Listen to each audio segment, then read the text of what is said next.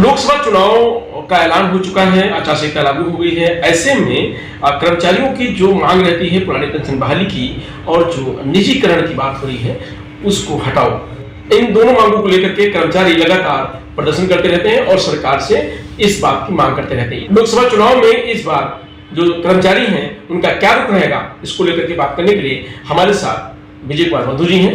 बंधु जी, इस बार लोकसभा चुनाव है तो इस बार क्या रुख रहेगा कर्मचारियों का? देखिए, मेरा मानना है कि इतनी बड़ी डिमांड है, करोड़ों परिवार जिस बात को कह रहे हों उसको अनसुना लगातार किया जा रहा है, ये अच्छी बात नहीं है। और सरकार हम इसीलिए बनाते हैं कि हमारी जो समस्याएं हैं उसका निपटारा हो।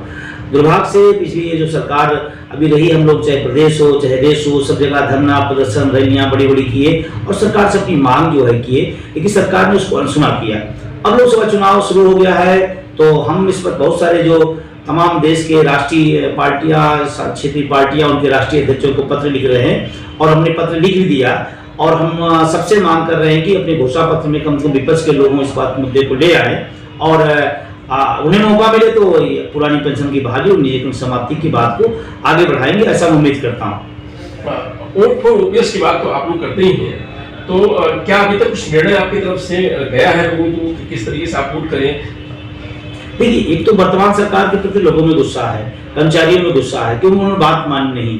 अब विपक्ष रह गया, विपक्ष को पत्र लिखा गया है, विपक्ष अपने घोषणा पत्र को लाता है, अगर इस मुद्दे को रखता है तो निश्चित रूप से लोगों का स्वाभाविक लगाव उसके प्रति होगा कि हमारी जो बात करेगा, हमारे मुद्दे की जो बात करेगा, निश्चित रूप से कर्मचारी समाज भी उसकी तरफ आकर्षित होगा, इसमें कोई दो राय नहीं है। जिन्होंने सीधे मना किया है, अब वक्त आया हमारा भी वोट देने का, तो हम भी अपने वोट से मना करेंगे। अगर हमारे हक को, अपने अधिकार को मना कर रहे हैं हमारे, तो हम भी अपने वोट देने से मना करेंगे और ये काम पूरे प्रदेश के अंदर चल रहा है।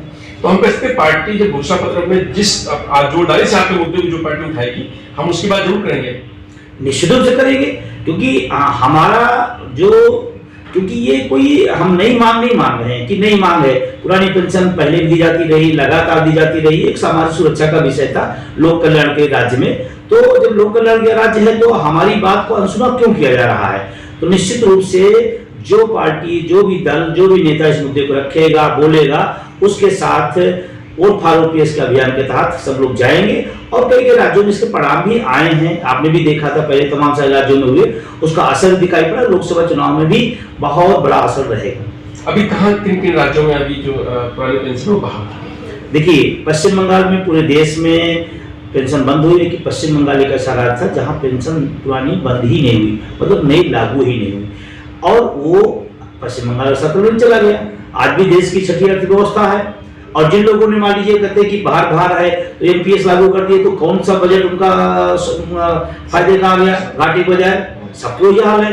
और पश्चिम बंगाल आज भी जैसे तमाम राज्य चल रहे भी चल रहा, तो पहला ऐसा राज्य रहा जहां पर कभी लागू नहीं की। दूसरा, उसके बाद हम लोग संघर्षों, हटे हुए नमो के संघर्षों से राजस्थान, छत्तीसगढ़, झारखंड, पंजाब, आपका हिमाचल और अभी कई इन जगहों पर लागू हो गया, कई जगह प्रोसेसिंग में था मामला और आगे वो बढ़ेगा, ऐसा उम्मीद करते हैं। जी, फिलहाल लोकसभा में इसका असर दिखाई देगा, हम कह सकते हैं पूरी तरह दिखाई पड़ेगा और सिर्फ कर्मचारी नहीं, उसका परिवार भी, क्योंकि उससे प्रभावित है, उसको पता है कि इस पुरानी पेंशन की क्या हैसियत है, इसलिए परिवार भी और कर्मचारी तो कह रहा है भाई हम बुद्धिजीवी हैं, देश के नागरिक हैं, पढ़े लिखे लोग हैं, तो अपने मुद्दे के लिए और लोगों को भी हम गोलबंद करेंगे, उस गोलबंदी का काम चल रहा है। जी, धन्यवाद। तो जो लोकसभा चुनाव है इसमें जो कर्मचारी हैं एकजुट होकर के इस चुनाव में भी वोट फॉर ओपीएस के साथ अपना मतदान करेंगे और जो भी राजनीतिक पार्टी इनके मुद्दे को जोर शोर से उठाएगी, पुरानी पेंशन बहाली की जो बात करेगा, उसी के साथ पूरे देश का कर्मचारी एकजुट होकर के